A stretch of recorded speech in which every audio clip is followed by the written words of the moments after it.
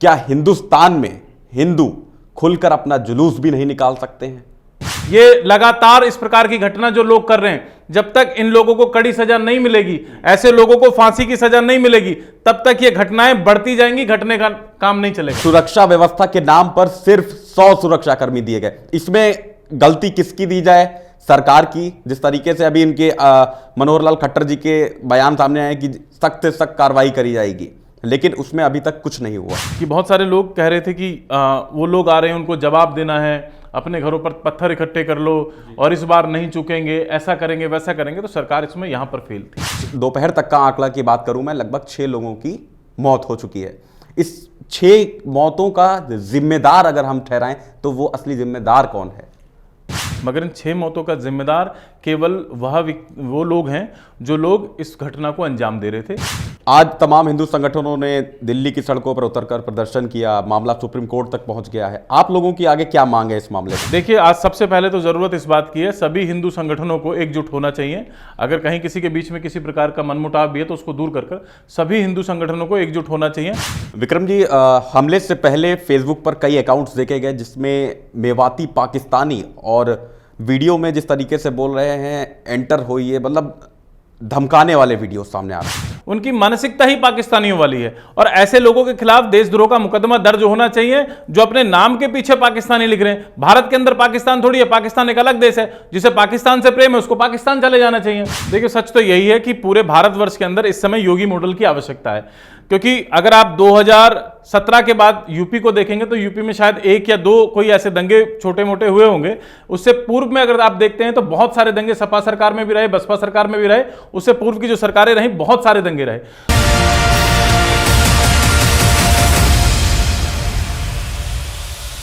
नमस्कार, आप देख रहे हैं नेशन लाइव, मैं हूं आपके साथ रमन। क्या हिंदुस्तान में हिंदू सुरक्षित है?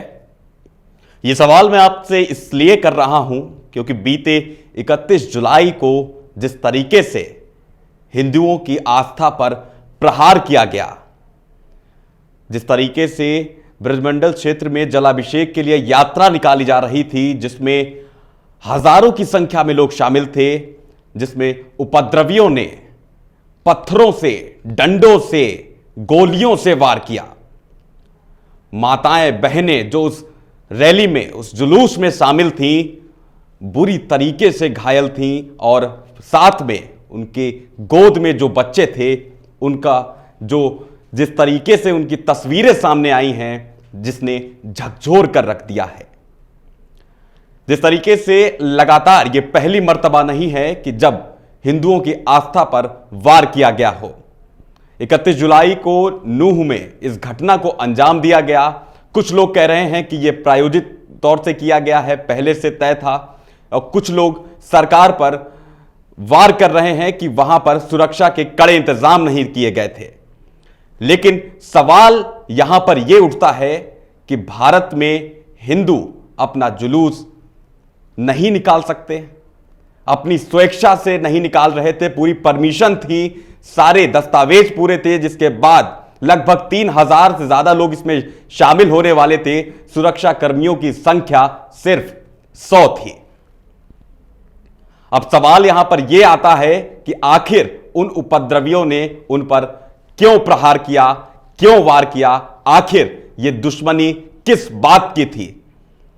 इन सभी मुद्दों पर बातचीत करने के लिए इस वक्त हमारे साथ मौजूद हैं विश्व हिंदू महासंघ के राष्ट्रीय प्रवक्ता विक्रम गोस्वामी जी। विक्रम जी, आपका नेशन लाइव में बहुत बहुत स्वागत है। मेरा सबसे पहला सवाल आपसे यही रहेगा, क्या हिंदुस्तान में हिंदू खुलकर अपना जुलूस भी नहीं निकाल सकते हैं? देखिए, जिस प्रकार से यह घटना घटित हुई, यह कोई पहली घटना नहीं है। इससे पूर्व में भी चाहे राम शोभा यात्राएं हों, भारत के अनेक जगहों पर, भारत के हर राज्य में राम शोभा यात्राओं पर हमला किया गया।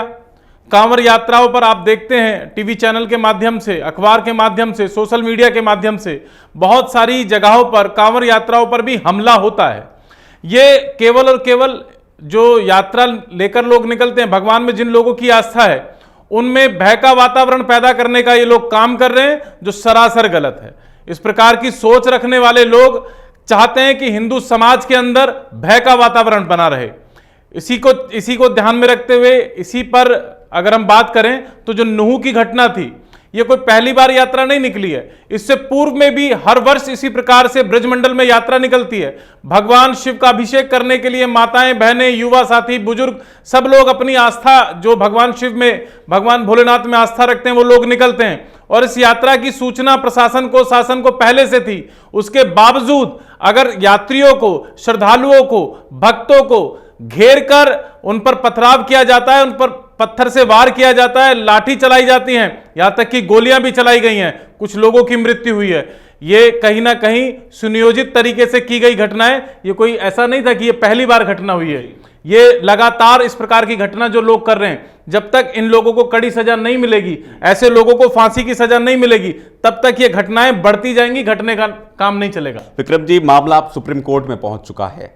एक एंगल और दिया जा रहा है इसमें, बोल रहे हैं कि मोनू मानेसर का जो वीडियो एक दिन पहले वायरल हुआ, उससे उकसाया गया इसको लेकर, उसके बाद ये दंगा हुआ। अच्छा, मैं एक बात जानना चाहता हूं, जो इस प्रकार की बात कर रहे हैं, मोनू मानेसर का नाम ले रहे हैं, अब इस पूरे इस दंगे को, इस फसाद को मोनू मानेसर के नाम से जोड़कर इसको अलग रूप देने का काम जिस प्रकार के लोग कर रहे हैं, वो लोग केवल और केवल अपने लोगों को बचाने का काम कर रहे हैं। वो लोग भी इसमें, इस घटना में लिप्त हैं, क्योंकि ये दंगा, ये जो फसाद हुआ है, ये जो लाठीचार्ज हुआ, पथराव हुआ, जो गोली चलाई गई, उसमें मोनू मानेसर के ऊपर गोली नहीं चली है। वो माताएं थी, वो बहनें थी, वो बुजुर्ग लोग थे, छोटे छोटे बच्चे। अगर आप टीवी चैनल की वीडियोस को देखेंगे, छोटे छोटे बच्चे थे जो वहां पर जल अभिषेक करने जा रहे थे। उन्होंने तो किसी प्रकार का कोई उकसाया नहीं किसी को। और जो यात्रा पहले से तैयारी थी यात्रा की और हर वर्ष निकलती है, तो उन लोगों का क्या दोष था जिन पर पथराव किया गया, उन लोगों को मारा गया।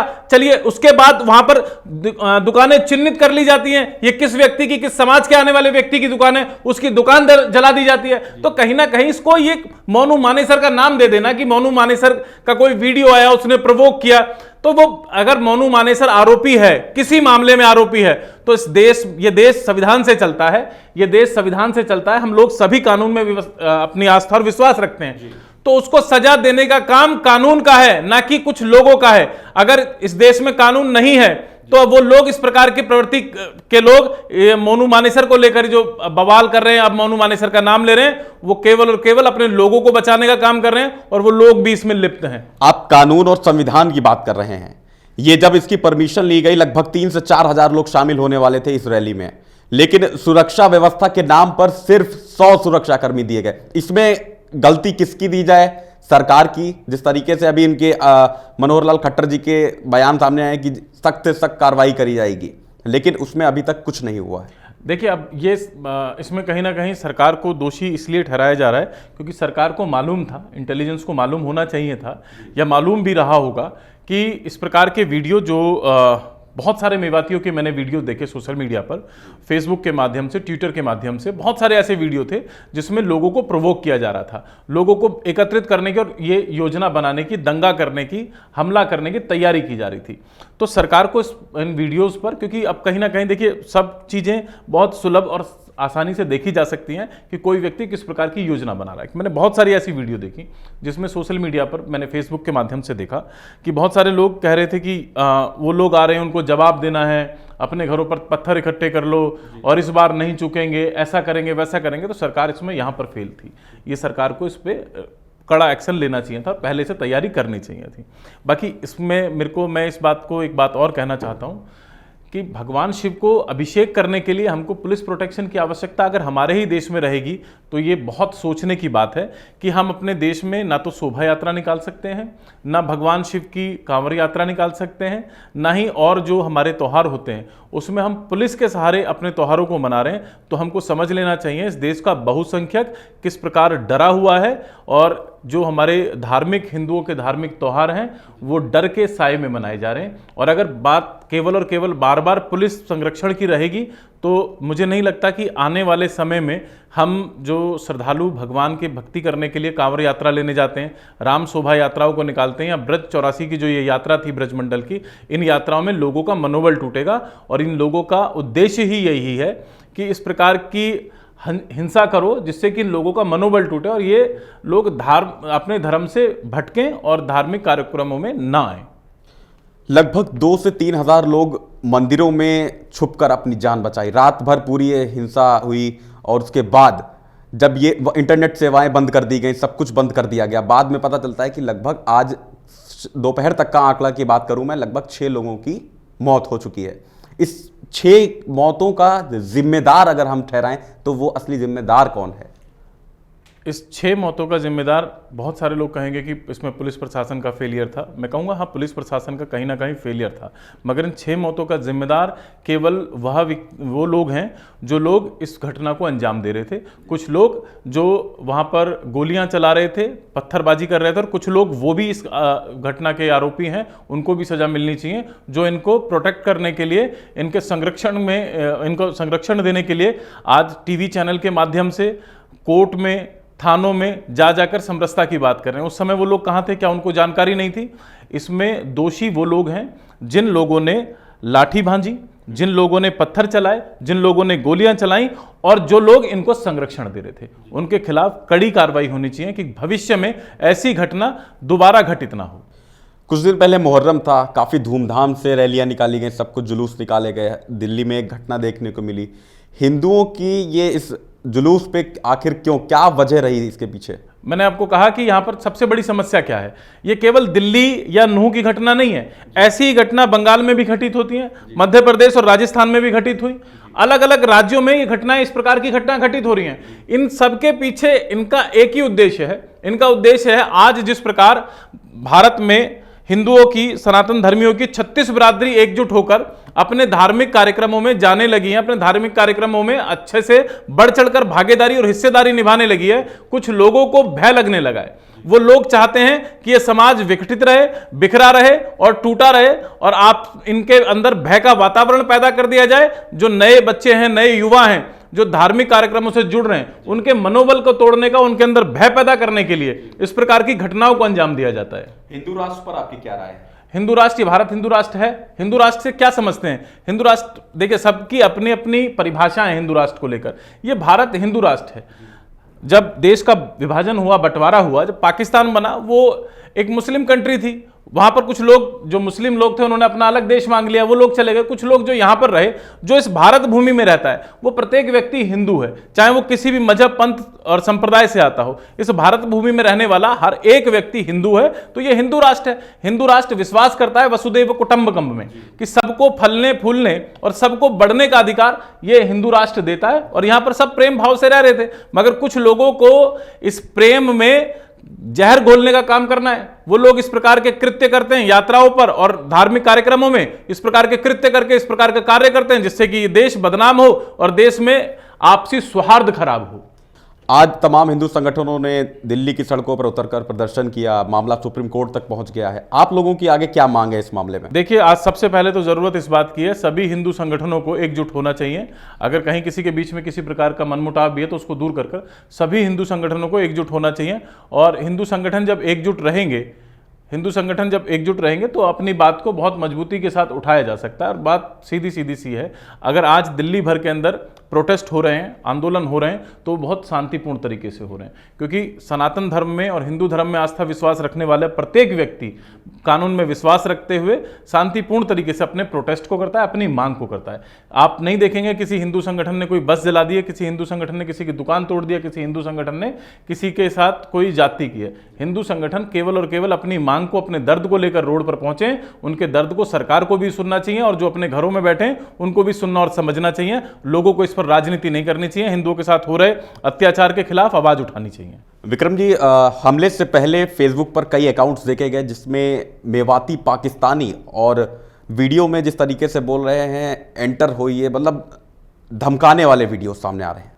यही बात मैं आपको बताना चाहता हूं कि देखिए, इनकी मानसिकता इस प्रकार की है। वो लोग इस प्रकार के कृत्य को करने के लिए आपको समझना पड़ेगा वो क्या लिखते हैं फेसबुक पर और किस तरीके से वो लोगों को धमका रहे हैं। उनकी मानसिकता ही पाकिस्तानियों वाली है, और ऐसे लोगों के खिलाफ देशद्रोह का मुकदमा दर्ज होना चाहिए जो अपने नाम के पीछे पाकिस्तानी लिख रहे हैं। भारत के अंदर पाकिस्तान थोड़ी है, पाकिस्तान एक अलग देश है। जिसे पाकिस्तान से प्रेम है उसको पाकिस्तान चले जाना चाहिए। तो जब लोग अपने नाम के पीछे पाकिस्तानी लिखते हैं और इस प्रकार की धमकियां देते हैं, और सरेआम धमकी है, वीडियो में धमकी है, वीडियो में बोलते हुए नजर आ रहे हैं, वो कोई राइटिंग नहीं है कि किसी और ने लिख दिया होगा, चेहरा नजर आ रहा है, बोलते हुए व्यक्ति नजर आ रहे हैं। अगर इस प्रकार के वीडियो सोशल मीडिया पे, फेसबुक पर डलते हैं तो उन व्यक्तियों के खिलाफ देशद्रोह का मुकदमा दर्ज होना चाहिए। इसमें सरकार को विलंब नहीं करना चाहिए, तुरंत मुकदमा दर्ज कर देना चाहिए।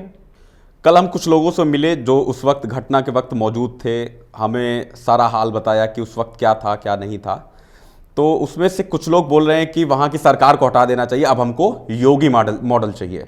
देखिए, सच तो यही है कि पूरे भारतवर्ष के अंदर इस समय योगी मॉडल की आवश्यकता है, क्योंकि अगर आप 2017 के बाद यूपी को देखेंगे तो यूपी में शायद 1 या 2 कोई ऐसे दंगे छोटे मोटे हुए होंगे। उससे पूर्व में अगर आप देखते हैं तो बहुत सारे दंगे सपा सरकार में भी रहे, बसपा सरकार में भी रहे, उससे पूर्व की जो सरकारें रही बहुत सारे दंगे रहे। योगी जी के आने के बाद ऐसा क्या हुआ उत्तर प्रदेश के अंदर कि दंगे कम हो गए, जब एक नेतृत्व करने वाला व्यक्ति बहुत मजबूती के साथ बड़े स्पष्ट शब्दों में कह देता है कि अगर यहां पर दंगा करोगे तो तुम्हें कड़ी सजा मिलेगी और मट्टी में मिला दिए जाओगे। जैसी बात करने वाले व्यक्ति ने मट्टी में उन माफियाओं को, उन बदमाशों को, उन क्या नाम है, बाहुबलियों को मिला दिया, तो लोगों के अंदर भय का वातावरण तो है, उन माफियाओं में भय का वातावरण तो है। आज जरूरत मध्य प्रदेश में भी, उत्तर प्रदेश में भी, हर भारत के राज्य में, चाहे वो आपका राजस्थान हो चाहे हरियाणा हो, योगी मॉडल की जरूरत है। और जो लोग इस मांग को कर रहे हैं वो बिल्कुल सही मांग कर रहे हैं। आज देश में योगी मॉडल की जरूरत है, योगी जैसा नेतृत्व और योगी जैसा निर्णय लेने वाला और एक्शन लेने वाला व्यक्ति चाहिए। बहुत बहुत धन्यवाद सर हमको समय देने के लिए। तो ये थे हमारे साथ विक्रम जी, जिन्होंने हमसे बातचीत करने की कोशिश की। जिस तरीके से हाल ही में 31 जुलाई को ये पूरी घटना हुई जिसमें 6 लोगों की मौत हो गई है और लगभग कई दुकानें क्षतिग्रस्त कर दी गई हैं, कई मकान जला दिए गए हैं, कई गाड़ियां जला दी गई हैं और वहां का हाल इस वक्त भी बेहाल है। दरअसल 31 जुलाई को जो जुलूस हिंदू संगठनों द्वारा निकाला जा रहा था उस पर कुछ उपद्रवियों ने हमला कर दिया, जिसके बाद इसमें लगभग 6 लोगों की मौत हुई। लेकिन वहीं दूसरी ओर हरियाणा के मुख्यमंत्री खट्टर साहब का ट्वीट सामने आया है, उसमें साफ कहते नजर आए हैं कि दोषियों को बख्शा नहीं जाएगा, सख्त से सख्त कार्रवाई की जाएगी। कैमरा पर्सन अभिनव कौशिक के साथ मैं रमन दीक्षित, नेशन लाइव।